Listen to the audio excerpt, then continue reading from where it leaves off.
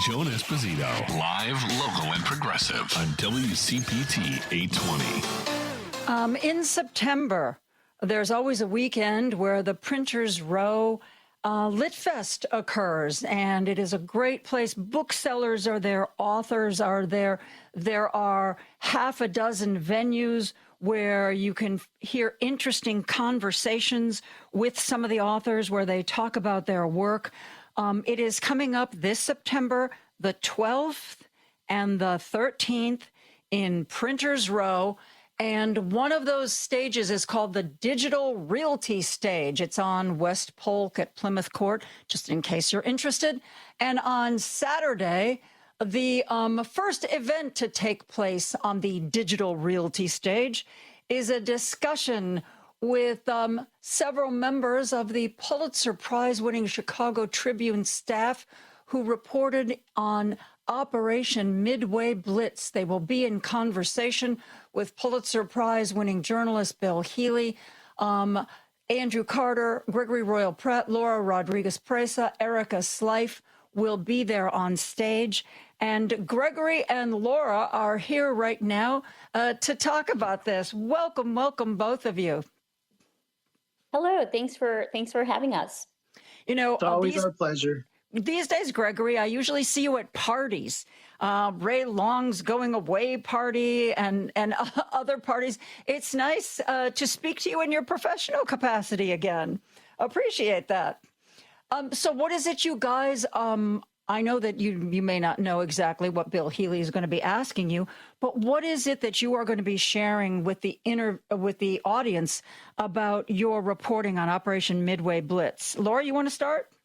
Sure. Yeah, I think it's a great opportunity for people to learn a little bit of how we went about our coverage, the work that we did behind the scenes, and how much it took for us to be able to do all that work, and also maybe share some of the anecdotes and some of the our personal journey to cover this.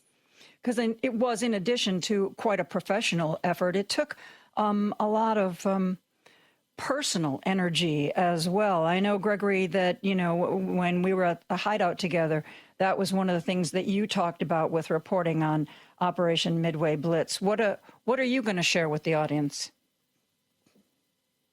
Well, the personal toll is something, it never thought that, fighting with government officials is something that we do for a living. It's a part of the job. But being under attack by government officials is something else.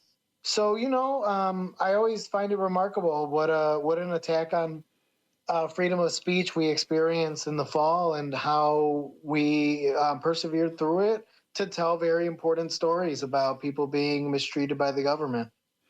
Laura, can you tell us an anecdote about your work on this subject? Sure. Yeah, I think that, like Greg mentioned, just the great toll that it took on us. But one thing that really stands out to me is just the effort that it took to stay connected to the community at a moment where they were really afraid to speak to anyone, and how that became the heart of our coverage, right? How we learn and what we learn in terms of how journalism works nowadays, and the importance of it, of listening to community members and not necessarily taking the word of authorities at face value, and more so hearing from community members. And one thing that I will always remember is being able to contact the mother of the family that was detained at Millennium Park, which I believe was kind of when people really started paying attention to what the Border Patrol was doing when they were patrolling our streets, right? They went downtown, they went by Millennium Park, and they happened to take a Guatemalan family, and there was a little girl holding her doll as they were walking her family and her parents right inside inside one of their vehicles. And it was a Sunday night. I was with my family. I don't typically work on Sunday nights, but during that time, I think all of us were working 24/7. And, I happened to share that image, and her teacher was the one that reached out to me. And that's how we were able to locate the mother. And it was at a time where, no politician, no one at ICE was giving us any information. And so that will always stay close to me, because, being able to speak to the parents inside O'Hare, I was able to find out that there were a lot more families in there with a lot more children. And so, the Guatemalan consulate was able to reach them, right, and in there, and now the family has been released and is still working towards their asylum case here. Gregory, when it's difficult enough to get somebody to talk about a situation they might be involved in that's, they're worried about, or it's dicey, it must be even more difficult to get someone to talk with you when they are actually afraid for themselves, afraid for their family. How did you work with people to make them trust you? Well, I think patience and respect is what always matters with all reporting, and especially extra sensitive one. But I personally try to treat everybody with respect and patience as best I can, and especially in these types of situations. So it's understanding where people are coming from. It's understanding why they're scared. It's understanding what their circumstances are and what the consequences could be. And then just listening and talking and saying, if you're not ready to tell your story right now, that's okay. And, there can be someone else. We can come back to something. But it's critically important to treat people with respect and patience and meet them where they're at. Did you get people asking you if there were ways you could help them? Yeah, and that happens with all reporting. And our job, it's a tricky thing. Our job is not to act as a referral service for a lawyer or something. But I will tell people about publicly available resources, sure, and I think that we can do that. We can talk to people about their situation. I wouldn't want to mess somebody's situation up by giving them legal advice or something, because I am not a lawyer, despite what I might think when I'm getting into an argument. Did anybody on your team, Andrew Carter, you, Gregory, Laura, Erica Slife, did any of you ever get a sit down with ICE or one of the leaders, Dan Bovino or somebody? No, and I think we're still trying to get someone other than, when some of our photographers or reporters kind of ran into them when they were out in the streets. I think that's kind of as far as we got with being able to speak to Bovino or social media. And, what I wanted to mention too is you mentioned trust. And part of the reason why I think our team just was able to do the job that we did is because we have been covering the immigrant community way before this happened. And I think that's really important. And people really already had some kind of trust in us. So I think that helped a lot as well.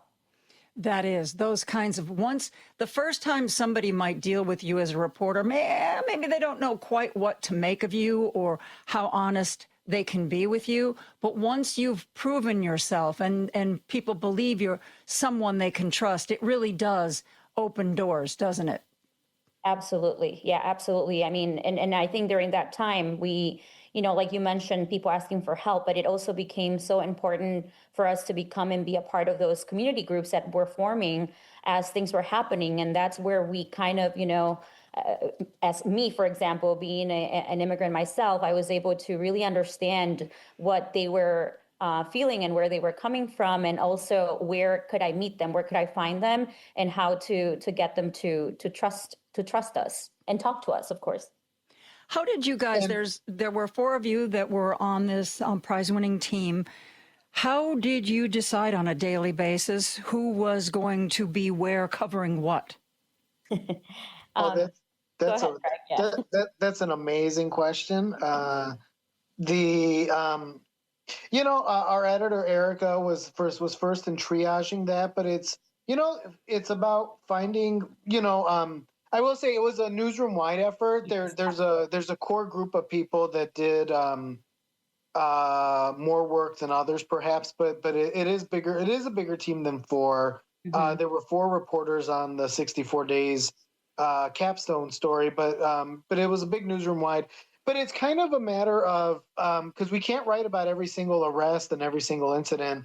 It's about trying to find out what are the biggest things. What's the most. Violence is important, right? State violence is important. So is there violence happening?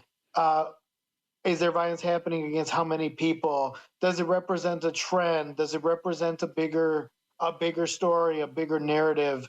Does it grab your attention? There was and that's an incredibly difficult thing to do every day because we don't have a team of 3,000 people to cover all 3,000 individual arrests. Mm-hmm. Yeah, so go ahead. I would have to agree that, yeah, it was definitely a newsroom effort. And I think that it because of how things were developing and how quickly and unprecedented, it was like a daily thing, right? Very early in the morning, we were already in that immigration channel kind of communicating and figuring out, okay, what's happening today, right? Not necessarily, again, like Greg mentioned, not reporting every single arrest, but what really sticks out that will be helpful for the community to know. I'm talking to Gregory Pratt and Laura Rodríguez Presa about their appearance at LitFest, Printers Row LitFest, September 11th and 12th. They will be premiering on Saturday. They'll be premiering the digital realty stage at 11 a.m. We are going to take a break. We're going to be back with more of this discussion right after this. Now back to Joan Esposito, live, local, and progressive on WCPT 820. September 12th and 13th, Printers Row will be doing their annual LitFest. It is so much fun. There will be at least half a dozen venues where people are going to be talking about their work. There are bookstores that will be there selling books. Sometimes there'll be authors selling their wares right along the street.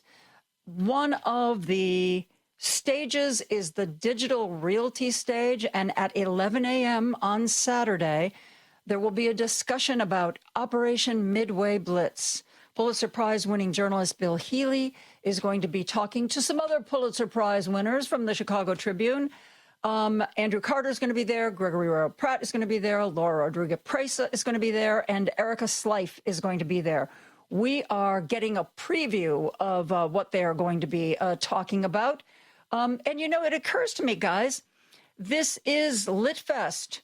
So when are you going to publish the book that I'm convinced you must have written about all this? Greg's already an author. I don't know if he's getting. Yes, he is. And I have interviewed him in that capacity, which is why, come on, Gregory, another book. It will be easy. It'll write itself. That could be true, and the question is, would it publish itself? But I think that I think that what we experience here, and I'm very proud to have worked with Laura in particular, was a incredible historical event. It was a unprecedented invasion of an American city by the federal government for the sheer purpose of terrorizing people and making a political point. And, I think that there probably is a book there somewhere, and probably several books. And, if I have a cheerleader like you on board for that, then it's probably a great idea. You mentioned, sorry, Greg, go ahead. No, go ahead. That was me. Laura, go ahead. Oh, yeah, no, I was, you mentioned the book, and I think that through our coverage too, we realized just the power of narratives, right?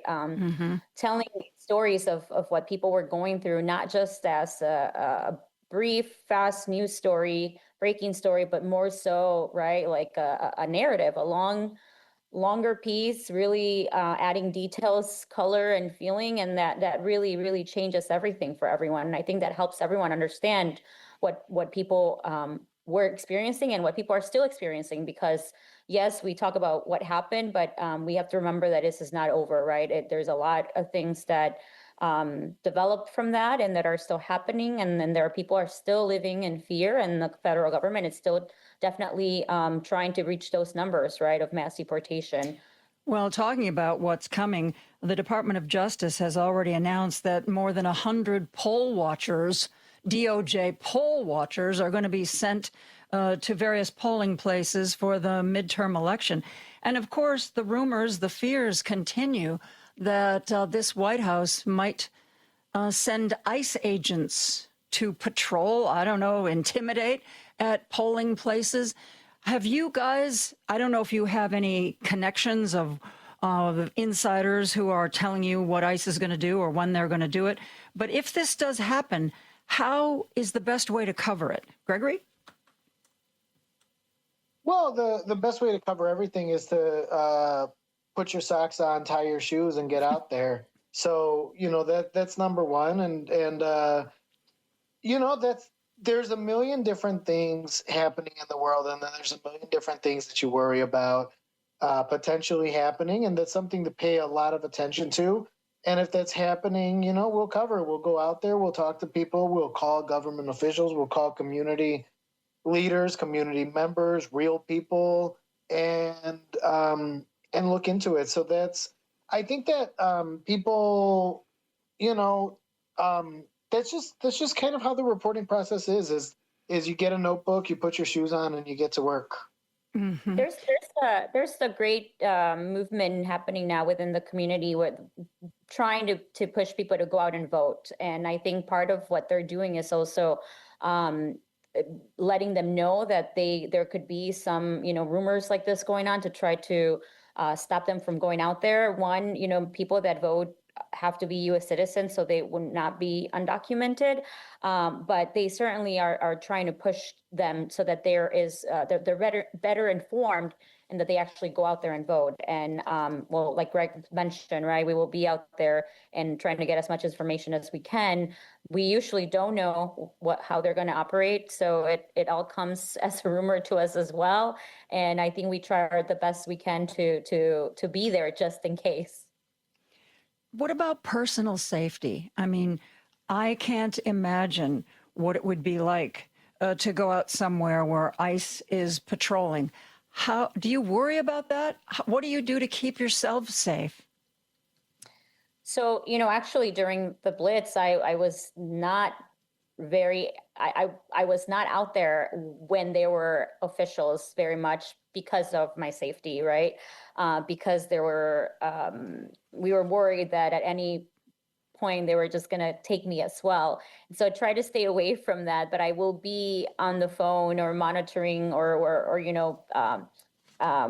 following someone through social media or whatnot, or to make sure that I knew where to go, or calling all my sources.